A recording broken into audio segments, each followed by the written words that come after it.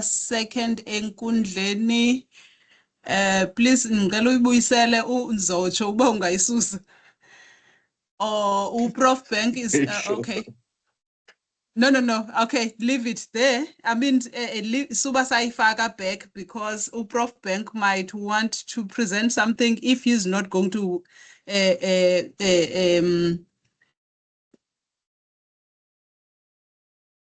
share anything, then you can leave the program there, Mr. Mvenene. Prof Bank, are you going to share anything? I have some thoughts on the topic, which I can share with you. We were encouraged not to have a PowerPoint presentation, so it's kind of more some general thinking and what exactly these name changes mean. So I can come in and make some comments if you want me to. Okay, before you start, Prof, I just wanted to check if you are going to have a presentation so that we can leave the program on if there is no slide presentation. I'm just confirming the program that. On. You can do that. Okay. Yeah, I would like. Thank you. Just for I'm going to give you in a few seconds. Let me just introduce everything to the colleagues. All right, thanks.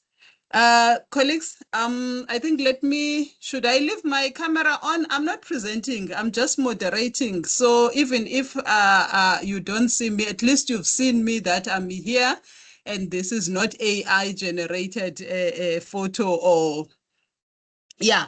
So colleagues, welcome to Enkundleni, which I think is the second session. Enkundleni ke colleagues kuyaceywa kudlalwa intonga zengqondo namhlanje ke siphethe ophopho ababini bompondo zihlanjiwe.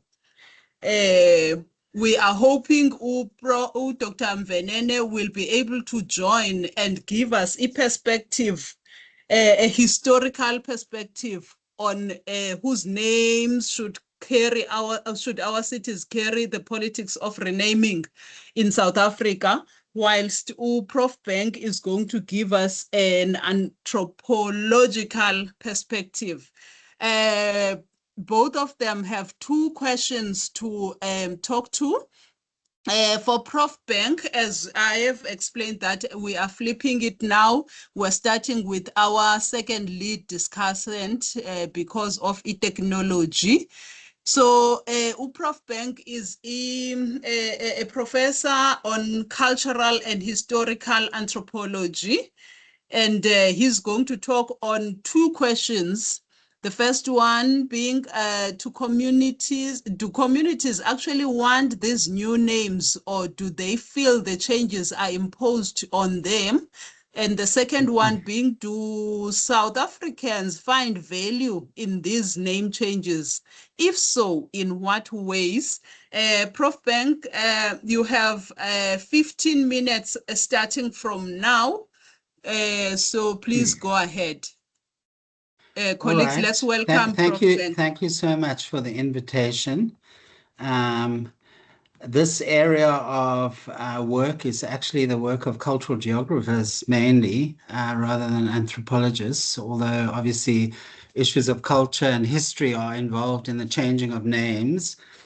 I did a series in the Daily Dispatch in the first term, running up till Easter, which focused on exactly this issue of name changing and what other forms of identity besides KuGompo, the residents of formerly East London, might tap into when they think of freedom from colonialism. And I think that series picked up on 6 different themes that were relevant to the history of the city, which included constitutionalism, liberalism, Black consciousness, Pan-Africanist politics. And the series kind of considered whether there were any kind of templates for naming or identifying or belonging in these different traditions that might be stronger than the KuGompo name or a suggestion. I mean, it is a name, but I mean the ideology of KuGompo, which is a kind of very anti-colonial, masculine, fairly masculine mobilization kind of narrative. So I try to entertain the public with some thoughts, historical thoughts on that. And I'll talk about that very briefly later on. But I was thinking about why all this naming now and why so much in the periphery of South Africa rather than the central names of our big cities. I mean, if you think about how India, for instance, engaged with its moment of globalization and identity and changing Bombay to Mumbai, Kolkata to Kolkata, and so on and so forth. This all came really at the center, changing the identity. It came, I think, through the anxieties that came with globalization, and it came in the 1990s and the 2000s. So we've had colonial names in the Eastern Cape for far too long, really, for really a long time. 32 years after democracy, it takes one to realize that a name like East London is not inclusive, or Port Elizabeth. It's really been very, very slow in coming. And I think that it has to do, obviously, with this moment of, the kind of decolonial momentum that's connected to fees must fall, to the movements within the universities, within the knowledge sector, and obviously across the continent, of breaking culturally and power dependencies, etc., on the West. But I think that the threat of colonization, of course, in the Eastern Cape was obviously that of cultural elimination, because the civilizing mission of the British colonial state, initially before the settler state, was to say we need to remove these traditions, these primitive customs and what have you, and people need to Christianize and educate. They must become like us. And if in fact they do become like us, then we could even consider citizenship for them. And I think that, I think in settler colonial studies, people talk a lot about settler colonial societies like Australia, Canada, South Africa, Kenya, Algeria, as being sort of this kind of threat of cultural elimination. I think there's another threat that's really powerfully being expressed across the country, the region, is the threat of cultural erasure, that is like the removal rather than the elimination, through globalization.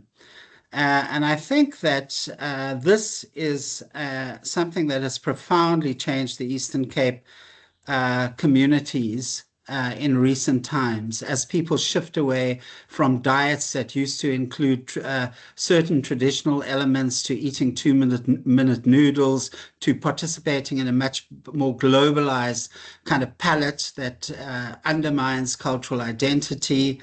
I think that there is a kind of sense in which local places of meaning are being substituted by shopping malls, or beachfront places. People come home in December. Sometimes they don't spend so much time at their rural home. They head off for East London, and they seek these spaces of consumption where they are actually in a kind of sort of unhomely or a kind of commercial, a different kind of setting, constructed really by kind of capitalist values rather than home values.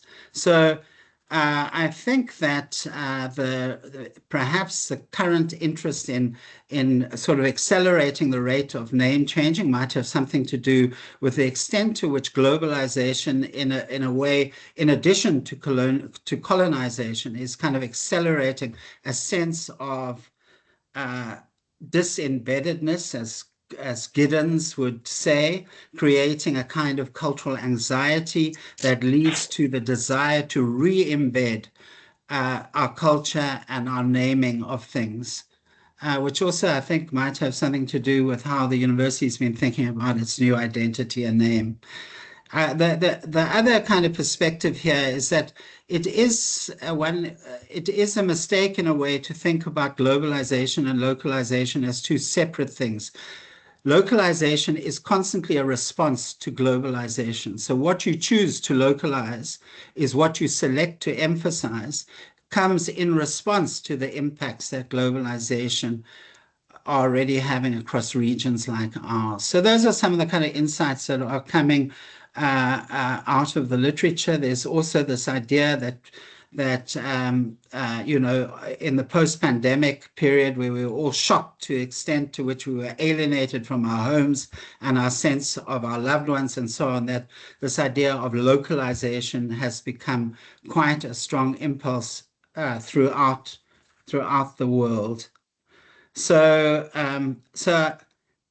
yeah, so I think there are two phases here. One is this horrific, violent colonization of the Eastern Cape and this bifurcation into a settler mentality and a kind of resistance, several forms of resistance culture to that. And then I think the current phase of rapid globalization. I think if one looks at rural hostiles, for instance, how many people now live in kind of copies of Tuscan houses that are picked up off the internet and then handed over to a builder, devoid of any kind of cultural content. One really gets a sense to which this kind of transformation, globalized transformation, is cutting away at the core values of communities, and perhaps why people are feeling so anxious about trying to reconstruct identity. Like, yeah, I think that there's also quite a lot has been written about. One concept I find really interesting is this idea of non-places,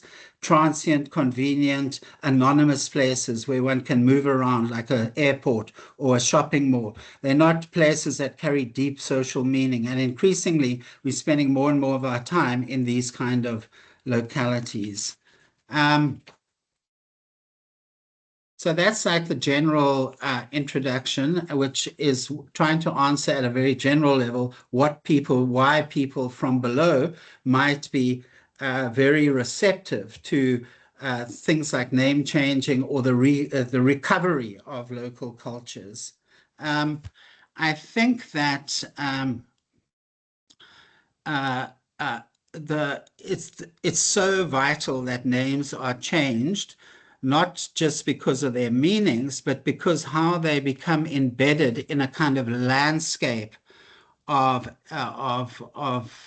inequality or imperialism. Or so names don't stand alone. They are connected to other names and other actions that restructure people's lives, their residential spaces, their streets, their communities. And I think that to understand the importance of changing names, one needs to see that it's also fundamental to change other things. You can't just change East London to KuGompo and then leave Winston Churchill Street, Square, etc. in place. It's a kind of, you know, it's a process that would require more than that. The second thing I want to say about name changing from below is that I think we have a tradition in the Eastern Cape, given that the names are really so unacceptable, of having dual names. So we call East London Imonti. We call Grahamstown Gqeberha, Queenstown Komani, Dikeni for Alice. I think just about all the names actually have generally accepted local names, which aren't necessarily the names that have now been chosen by the naming committee, that have been there for a very long time. That people really, even they found East London meant something at an official level, but at an everyday level, they had a way of belonging to those cities and associating with those places that didn't really depend on the colonial definition of them. They had redefined them in a way themselves. I just want to take a sip of something. So I can, yeah, so I think that it's like intriguing that the committee, the naming committee, has not chosen those popular names. In my series, I start off by contrasting the way East London got its name, which was through the colonial administrator or governor Harry Smith in the 19th century. And that name was really just an expression of ambition and hope. The hope that beyond the frontier, really where this new English enclave was located, that East London would become the London of the East. There were a handful of settlers there. It wasn't describing anything that existed in reality. It was a kind of expression of hope that this region that had been annexed. Yep. Sorry, Prof. You are left with 3 minutes now. 3 minutes. Okay. So I think I won't be able to yeah, I think that in relation to East London, I come at the end of my series of essays in the paper to the suggestion that Imonti is actually a very nice name, would have perhaps been a better name. I think about the way that the mouth is in Xhosa culture is like regarded as the wound that should never be closed. It is a vehicle for the expression of our culture. It is an expression of openness and of communication, whereas I end up seeing the kind of militarism, masculinity of Gqeberha as being rather. I also suggest that women played a really fundamental role in the freedoms in the city that exists today. And I think KuGompo maybe doesn't express a recognition of their role as accurately as maybe something like Imonti would have. I don't know. I don't think I've done very well, but there you are. Those are some thoughts that I had.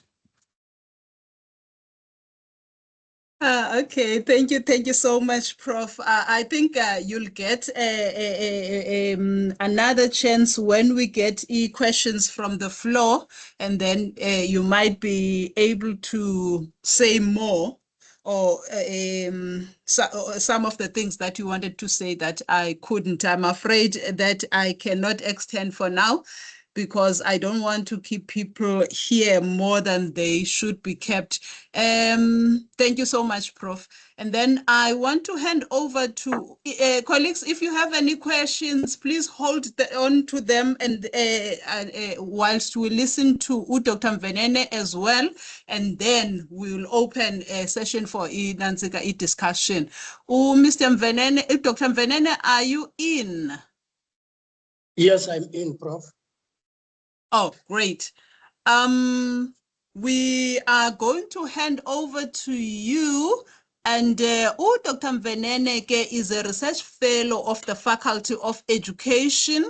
He's giving us a historical perspective on the two questions, which are what is the historical and political rationale behind renaming towns and cities in South Africa, and the second one being what are the broader implications of these changes politically, socially, and economically. Over to you, Doc. Thank you, Prof. Good afternoon, colleagues, professors, doctors, academic and non-academic staff, Professor Leslie Blank, as well as students. First, I must apologize that I have been delayed through the connectivity problems. Thank you for giving this opportunity. I must state that a name change is none other than part of transformation and decolonization. That is to say, to take out the sting of colonization out of our towns and cities, hospitals, and all that. So it is very, very important. The reason why people take it upon themselves to engage in communication about changing their name is because when they look back into the past and look at the current names of our towns, they begin to ask, what is the relevance of Graaffreinet in that town?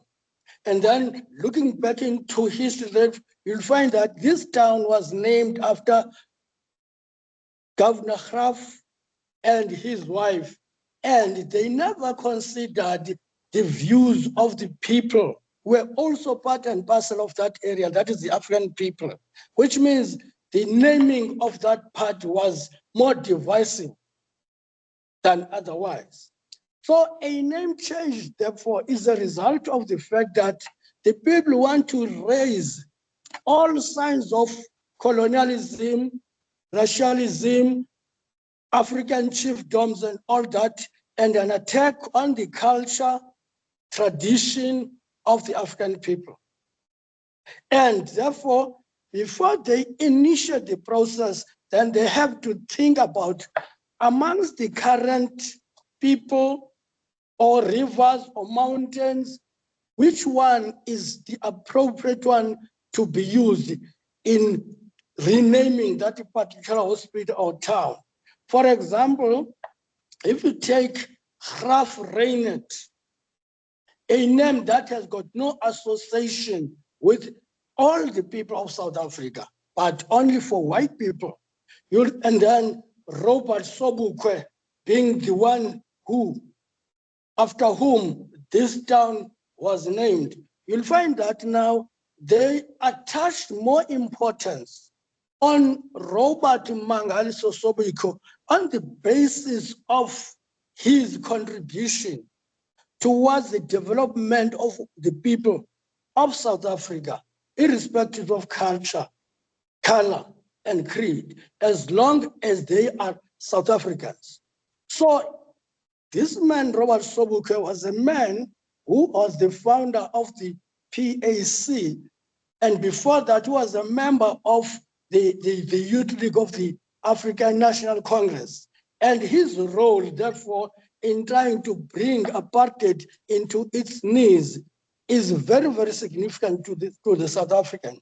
Though he was a local man in Graaffreinet, he was not only important insofar as he belonged to Graaffreinet, his political contribution, went beyond the people of Graaffreinet. Hence now the name was changed from Graaffreinet to Robert Sobukwe. So what is more important about this name change now? In other words, we're trying to transform our history, we're trying to transform our society through the changing of names and look for better names and look for names that have got a connection, not only with the white people, but a connection with the people of South Africa. So that's why it's important that we have this name change. If you look at the East London, having been changed to KuGompo, here in Africa, in South Africa, there is no place like London where you talk of East London, North East London, and so on. We only have Enkundleni. But because that term Enkundleni was not a word that was decided upon during this democratic period in South Africa, it had become necessary to revisit the past and see how we can bring about our cultural heritage, how we can transform and decolonize our towns, our streets, and so on. But you cannot do all these things within a day or a year. It is a process. But here, when they looked at East London, they found out that, no, let this be named after KuGompo, not KuGompo, because KuGompo is not the name of a person, but it is a place there, a rock in East London, that when the water splashes against that rock, there was a sound, Gompo, Gompo. So they wanted to associate this town with what is going on there since time immemorial. So the important thing about this is this, that now all the South African people, black and white, came together and say, let us try to align this town with a history. And it was not a history of a political figure in this case, but it was a history of a particular rock, Cove Rock. Now, why do we then regard this as historically important?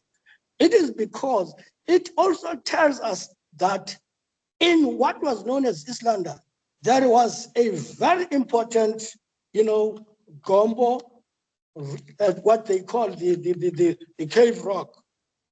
It was there, it was used by kings, it was used by the likes of Omakana. Whenever they had something to do culturally, they would go to Ugombo and do all what was necessary, whether it was on the basis of,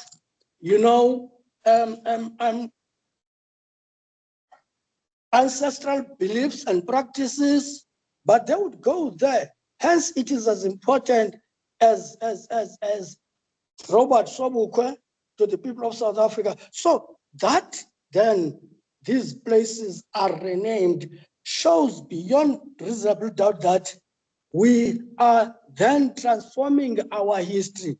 We are righting the wrongs of the past by looking at the past and the current situation against why this town was named East London.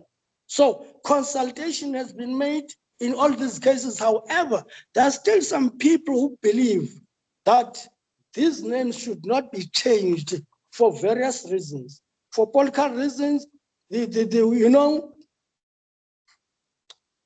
DA, the FF Plus, AfriForum are of the view that we need to retain these names so that the people from outside the country will not get confused when they're trying to locate where KuGompo is, where Robert Sobukwe Town is. So there are those different opinions and view about it, and we cannot wait for us to agree on that, because seemingly now some people base the argument on the basis of their political standing and affiliation, not so much on the basis of the historical development of the country.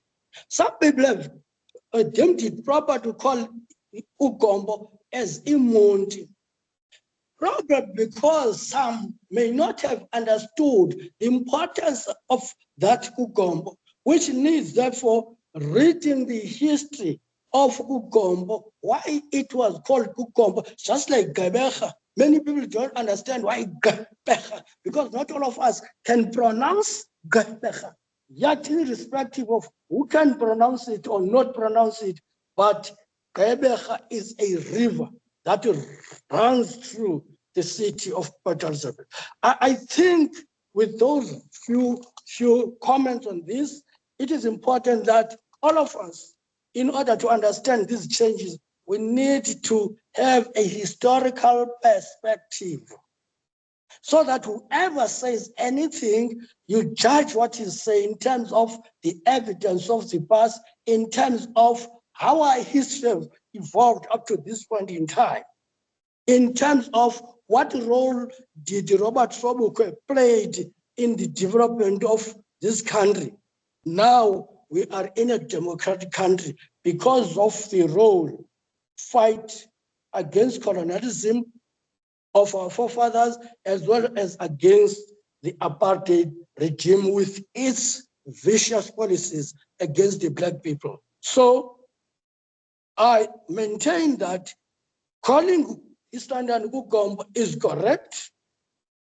Calling the Graaffreinet, not after that governor and his wife, but after a man who belonged to Graaffreinet and to South Africa, so that all South Africans have an association. They understand why is it called Robert Sobukwe. But for you to understand that, go back into the past.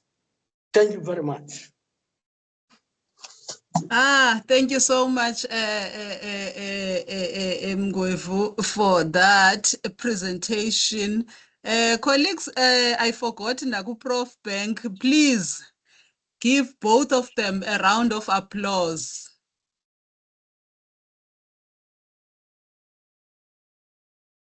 Okay, you can unmute and qhwaba izandla bazoziva nabo singenze ezi virtual. All right. Thank you, colleagues. Thank you. At least sifake humanity encinci virtual. All right, thank you, colleagues. Now I'm going to give the floor. Ixesha lokuba nibuze imibuzo, make comments or anything. I can see Mr. Skonyela there. There was someone who had raised their hand before, but they dropped it before I could see who they were. So if you can, please, ngicela uphinde usiphakamise sasandla ubusiphakamisile.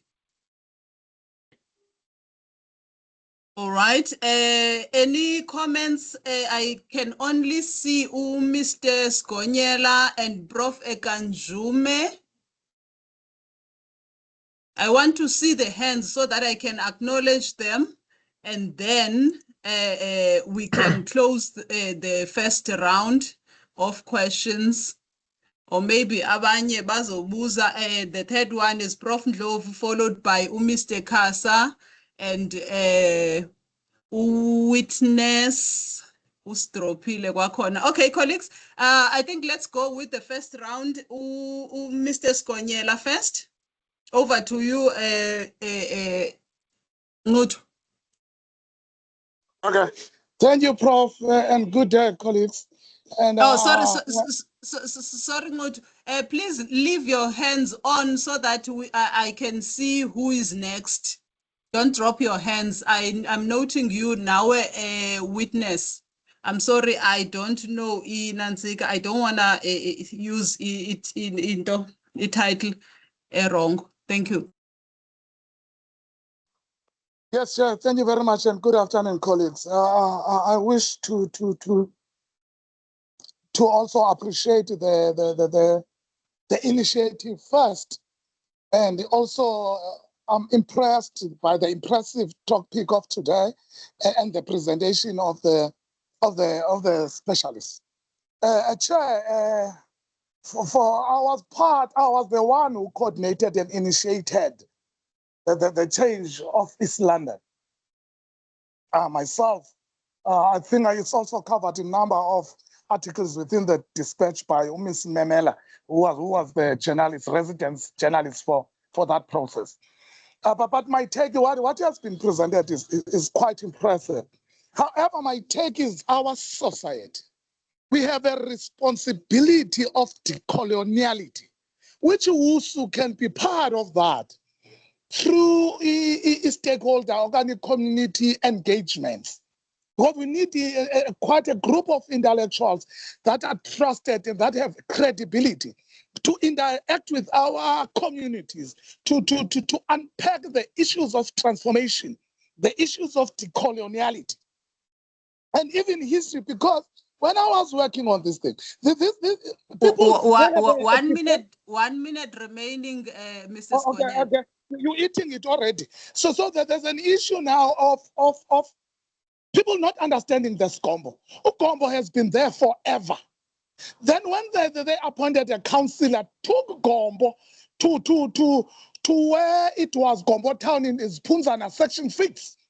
So now we repatriated the name back to the original place. It's not coming from anywhere. We're not using fertile imagination by the name Gqeberha. It has been there forever, but it was just kept at section 6. Enkosi, Mr. Skonyela, ndiyakubona uba uyenyuka. Ukhawusela amanzi bhuti, siyabulela. I think we got Nantsika what you are raising, that Walter Sisulu should try to make community aware of the importance of this name change, geographical name change. All right. Moving on to Prof. Ekanjume. Thank you very much, Madam Moderator. I also want to join colleagues who have just spoken to appreciate our presenters. they did a great job, and I think we've learned a lot from them. Mine is I think it's more of a comment, yeah, than a question. It's more of a comment. I look at the naming of cities not just as an act of maybe honoring individuals but also from a linguist perspective, I look at it also as a way of linguistic restoration, if I can put it that way.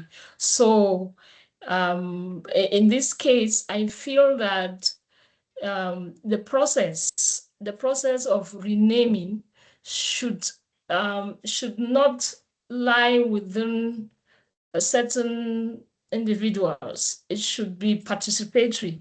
We should have, if we really want a genuine decolonial approach, then it has to be participatory, where we include the people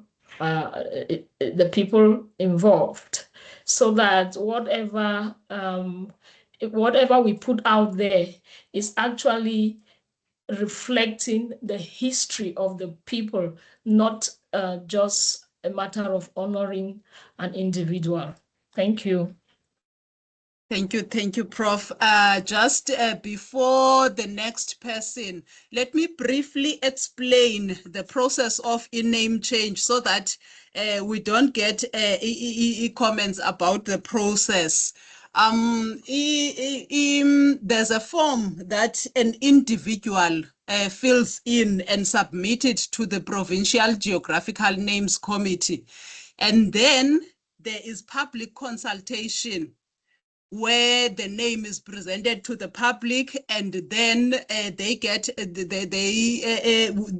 committee gets the views of the public, and then after the whole process, the name is recommended by the provincial committee to the National Geographical Names Committee, who the committee then takes it to the minister as the committee advises the minister before it is gazetted. All right, let's move on to Mr. Kasa. Thank you, Chair. I thought it was Prof. Globe before me. Okay, sorry. Prof. Edie, I'm sorry for exchanging inansika amagama wenu. No, thank you so much, Chair. And thank you for these wonderful presentations. I want our presenters to perhaps reflect on what I'm going to say, because I think we are all one-sided on this issue. I understand the symbolic justice. I understand the decolonial drive. But there's a sinister side to name changes, namely political legitimacy. Remember, changing names is a function of power. It's about the government of the day. And if you look at African governments, especially those of that are run or that have in power former liberation movements, they have moments when they prioritize this, particularly when their popularity is waning. So when the support is low, this is when you see this happening in particular. So that's the one thing. So it's not really as straightforward and as beneficial as we think it is. And some have even questioned the whole gain from it, to say, how does it help us? We understand what you're trying to do, but if you change that street and there are beggars who have been sitting there or jobless people who are sitting on that street, will it change their fortunes? I'm just quoting someone's poem. Thank you. Thank you, Prof. D. Back to you, Doge. Thank you very much, Mama. Prof. Globe really tried to capture what I was about to say, because I'm thinking that our people are not really receptive of these name changes, because we are very much concerned about the social ills that will continue being subjected to. With this name, we are concerned about the bread and butter issues, whether or not Madeira Street is no longer Madeira, but Jita, what, or Street. That does not change the fact that we still have people who are unemployed, we still have people who are subjected to poverty. That is what our people are concerned about. Thank you very much. Thank you, Doje. Witness, I'm sorry, I don't know your title, so I don't want to use any title. Ndiyaxolisa ngoku kungakuhloniphi. No problem, Chair. Thank you so much. It's doctor, but it doesn't matter. Anyway, Thank you. thank you so much. Yeah, thank you so much for this wonderful opportunity. I must say that this has been a very insightful, session. I got to learn quite a few things. So let me try to be as brief as possible. So firstly, my concern was with the change of East London to KuGompo.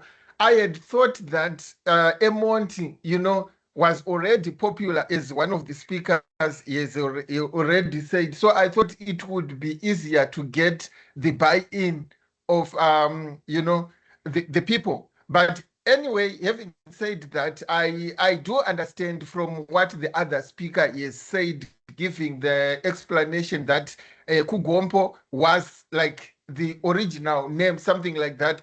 It makes sense, but to me, like I've said earlier on, that it would seem as if having the name Emonti, I think it would have received the buy-in of more people who are more inclusive, who are more diverse. And then the last point that I wanted to mention is a colleague has also spoken about this, that the fact that the public, they seem to be having issues with the names, somehow it speaks to the consultative or lack of consultation that took place in the renaming of these places, because people were supposed to be involved. I mean, almost everyone, so that there would be some kind of diversity. Thank you. I don't want to take too much of your time, but thank you so much. Thank you so much, Doc. And the last question is from Dr. Kajita. Oti, why are cities, institutions or places in most cases named or renamed after people have died? Is it not possible to honor people while they are still alive? That's another question, colleagues. I'm handing over to you to respond. I'm giving you 5 minutes each to respond to the questions. Who's going to start? I can go. Oh, okay. Yeah, Over I'm to happy you. to go. Yeah, I think those are important points. I didn't want to mention the cynical political view of struggling and therefore finding something to do by changing a lot of names. But I think that the other point related that have been made by a number of speakers is this question about place naming and socioeconomic development. So that's also an interesting thing. I had quite a bit to say on that, but I didn't get to that part of it. I think that there is this ongoing thing now, even in parts of America, where the state is selling off parts of the city's naming process to capital to brand it, either in a tech company's brand or another way of branding it to try and gain economic momentum and investment in those areas. And I think placemaking is really fundamental for us in South Africa, where our national dreams, in a way, have been shattered on a lot of fronts. And we're actually going back down to the basics now and having to rebuild from our communities and feeling a sense of, how are we going to build those communities economically and how they're connected to one another and how we're going to create jobs so we don't have unemployed people. on the side of the street. And it is interesting to me that all the universities in the Eastern Cape are named after either colonial figures or liberation figures, whether they're Mandela, Sisulu, Rhodes, or whatever.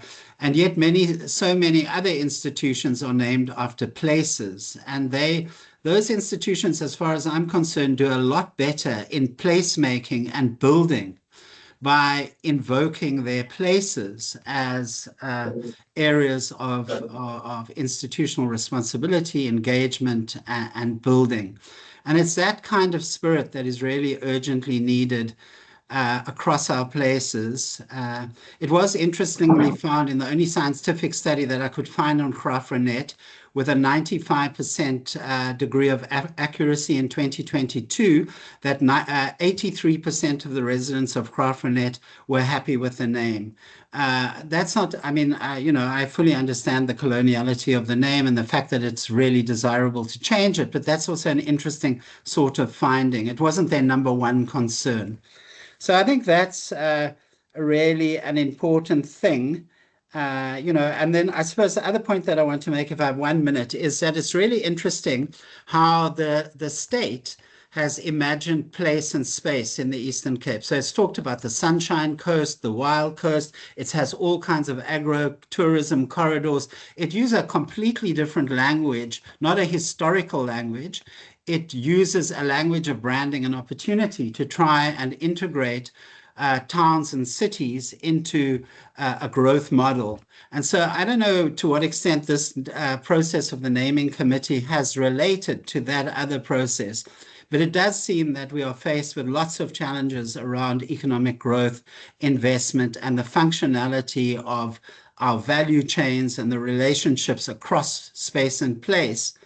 And those are really fundamental to every family in the region, is to be able to make a living, to see a future for their children, and so on. So I think this whole question of placemaking, I'm feeling, is a very underestimated issue in South Africa, really. And as we move from a kind of trying to rebuild from our regions and our localities. Thank you. Thank you, Prof. And to you, Ngo. Yeah, thank you, Prof. I want to point out that name change is being politicized on the basis of who qualifies, who fought for liberation, who fought for freedom, and people are consulted before it is finalized. As Professor Maduro has indicated, there's consultation, but we really find a situation where 100% agreement on an issue becomes the order of the day. There's consultation irrespective of the number, and also when you look at the political aspect of name change, it is a revolutionary change. And even though the plight of the people in those streets does not change for now, but looking at this politically, the name has changed, and that influences the people who will appreciate the fact that now we're no longer having a town named after an enemy of the freedom of the people. Even when you look, for instance, some other towns and cities are not named after political figures. We have got Gqeberha, for instance. So that means, therefore, that it is not wholly political, and we cannot address the politics, the political aspect of name changing in relation to the economic conditions of the people, the social impact. But gradually, we're going to try to come together as the people of South Africa and consider now that we have renamed these towns, then what about this? You'll note that we always talk of service delivery, which does not have anything to the renaming of these towns. Somebody told us that a consultation was made, that is Mr. Sikonyela. And I want also to stress that Professor Madolo used to be the member of that GNC. He knows exactly that there was consultation. Therefore, it is not one-sided when you talk of renaming, but it is a question of where emphasis is. The economic part, the social part, the political part, where emphasis is a question of emphasis. Also, when you talk of Emond, what is the actual meaning of Emond? Emond, is it a mond, which means a mouth? But here they call it KuGompo because they are aligning it to the cultural heritage of the people of that area. So I think in that regard, we so far, there are consultation, we need to participate, and WUSU is part of that because I know of some academics from WUSU who are members of various committees in the provinces. If then when they come back and report and then nobody takes note of that, serious note of that, or they don't report enough, then that's another story. Thank you very much. Thank you, Dr. Mvenene. Ngicela umkhuphi uwusu enansikeni emlonyeni wakho. Walter Sisulu. I'm very sorry. Yeah, all right. Thank you. All right. You've heard the gentleman. I'm just checking if there are any further questions from the floor. I can see Prof. Ndlovu. Anyone else? We are left with 5 minutes before we close the session. Though we started 5 minutes late, so we are going to extend to 5 past. And Dr. Ngube, I acknowledge your hand. Over to you, Prof. Ndlovu. No, thank you, Chair. What a lovely discussion. What I want to point out is that we always think about our own lifetimes, and we forget that, in fact, and Dr. Mvenene is right, we can never agree on heritage. But the other thing that we forget is that anything that is heritage has got what is known as an afterlife. So the name we think is appropriate for a place today, KuGompo, may not be so appropriate for others in another 70 years, and so on and so forth. So we are limited by our lifespan. And what we learn from this process is that history has a way of changing these things, whether for good or for bad. But we know that this is not something that is permanent. I thought I should just make that point. Thank you, Chair. Thank you, Enkosi Prof. Dr. Ngube?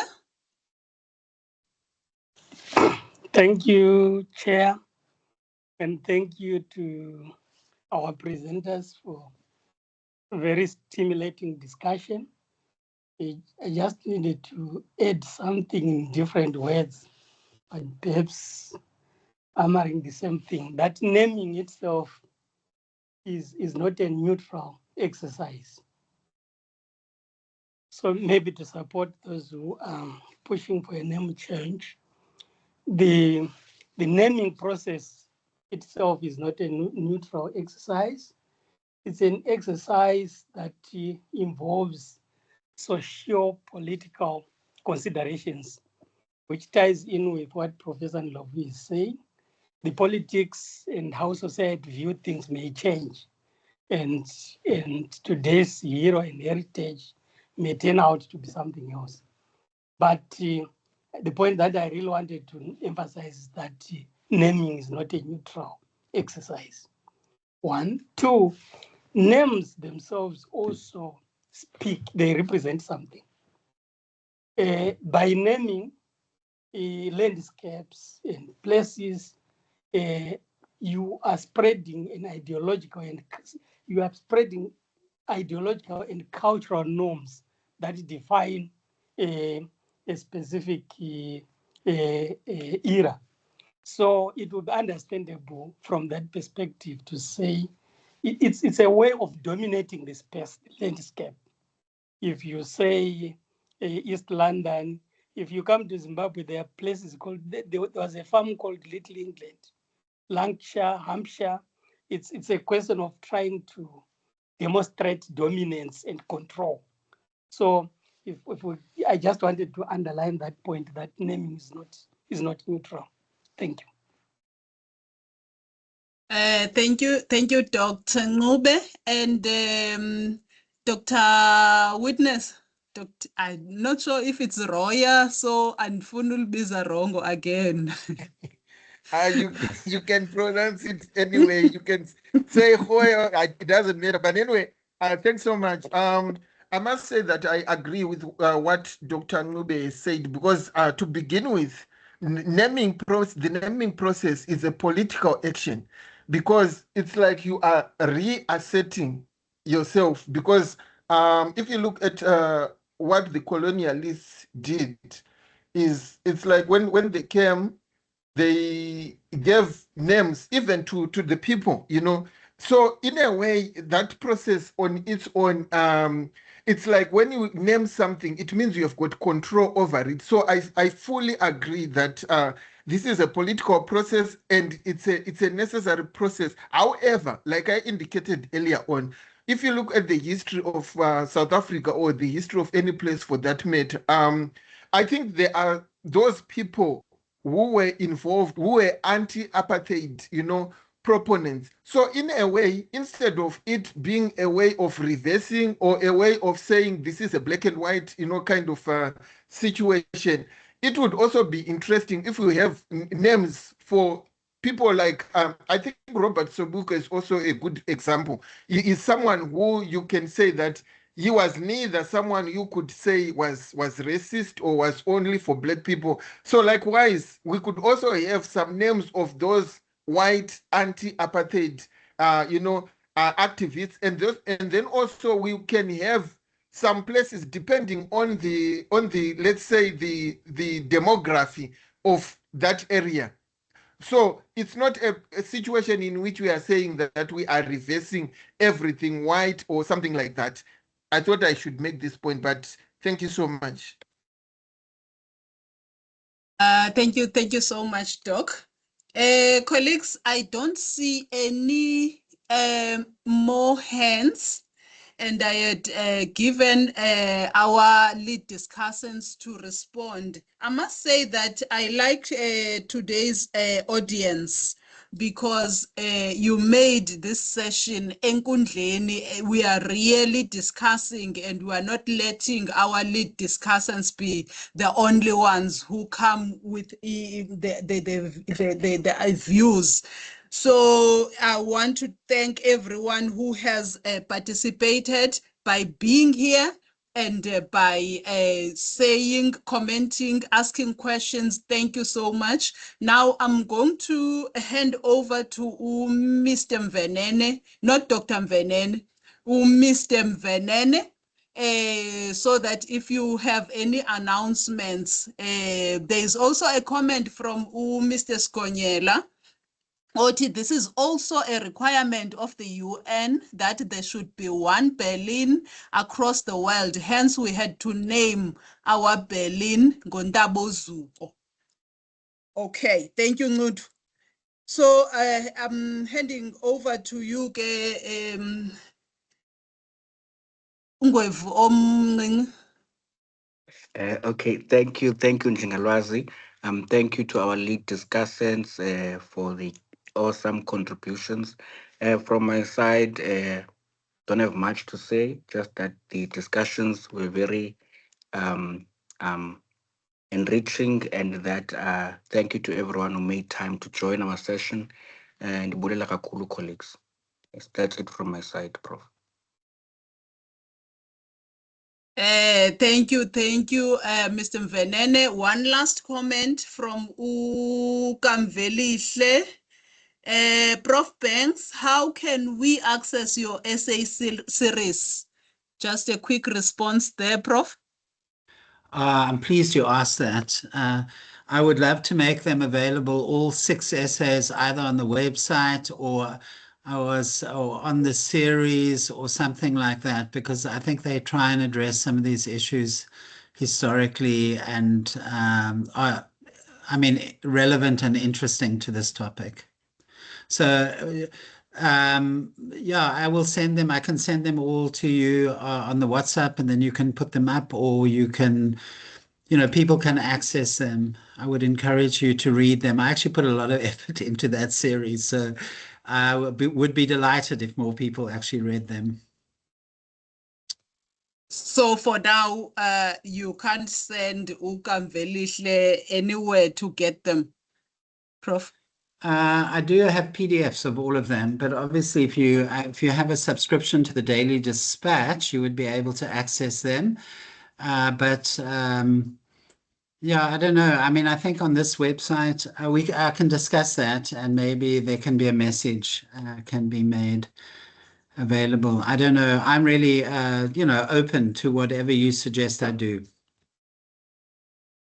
Okay. Kamvelishle, please follow that up with Prof. Bank. His email address is it L or J, Prof? It's lbank@WSU. lbank. Yeah. Yes, thank you. lbank@wsu.ac.za. Kamvelishle, please follow that up with our Prof. Bank. And the last comment from Mr. Skonyela, the one he has written there, it's our communities are reactive all the time and not attending consultations. And what you are saying,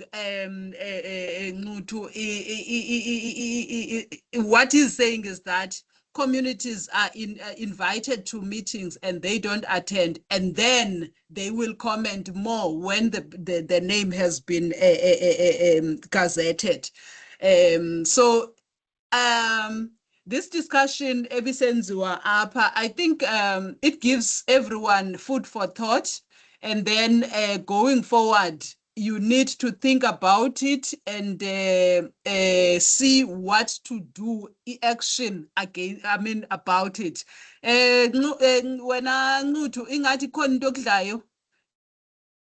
Yes, Chair. My mind was to say, Chair, now that we converged here in this group, so Prof can send the documents to you, then you can upload them here, because we're all interested.